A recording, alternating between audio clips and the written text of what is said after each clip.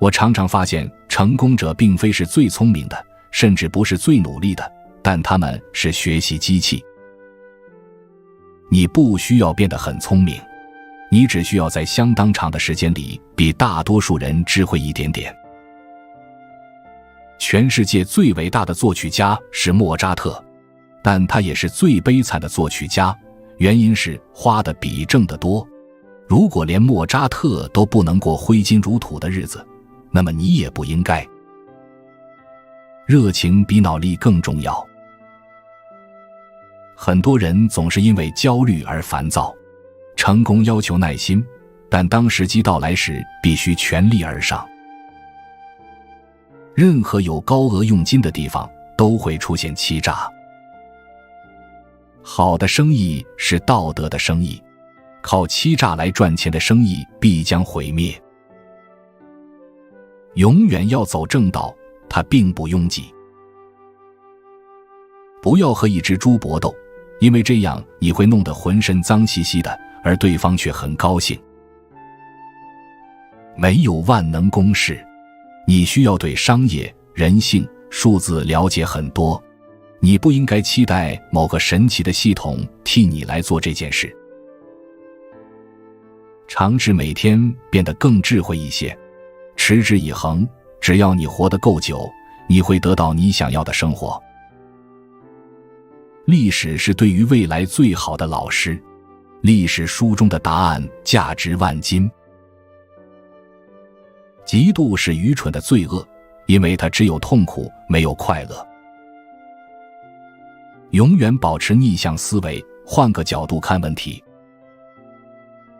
职场3原则：不要卖任何你不会买的东西，不要给你不钦佩的人打工，和与你志同道合的人一道工作。我认识一个做鱼钩的人，他做了一些闪亮的绿色和紫色鱼饵。我问，鱼会喜欢这些鱼饵吗？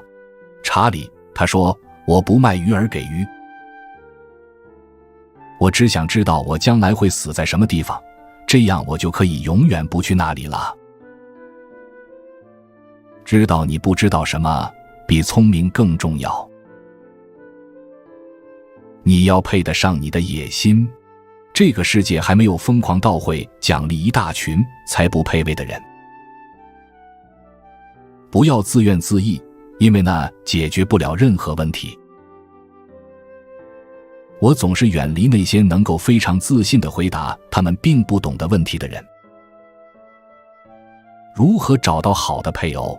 最好的办法是变成一个更好的人。我的普世智慧是一系列思维模型，它们像网格一样帮助我解决关键的商业问题。所有聪明的飞行员，无论他多么经验丰富，都会使用起飞检查清单。仅仅因为你喜欢，不代表世界会把它给你。破产有3种方式：酒精、女人和杠杆。像沃伦一样，我对变富很有热情，不是因为我想要法拉利，而是我想要独立，迫切地想独立。对我们来说，时刻提醒自己不做傻事所带来的长期回报，要远远大于试着变得更聪明。总是以最基础的方式寻求答案是一个好的传统，它节省了很多时间。只要活得够长，你一定会犯错误。嫉妒、愤恨、自怜是思想的坟墓，自怜很容易演变为妄想，而妄想是精神的黑洞。如果把葡萄干和粪球混在一起，你得到的是粪球。选择一个简单的理念，矢志不渝地去执行。应该尽可能站在巨人的肩膀上，而非自己凭空想象。在我一生中，我认识的每一个智慧的人都在从早到晚的阅读，每一个。在手里拿着铁锤的人看来，世界就像一颗钉子。获取智慧是一种道德义务，仅凭你已经知道的东西，你无法走得太远。你需要依靠不断的学习，才能在人生中不断的前进。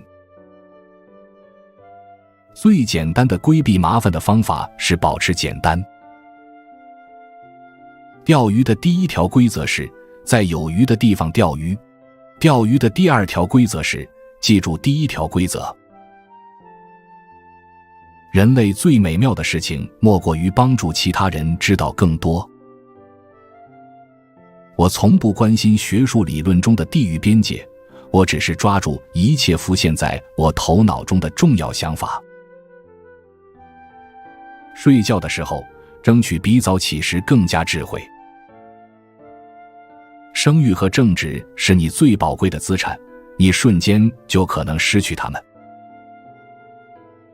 对老年人而言，用心度过的这一辈子就是最好的盔甲。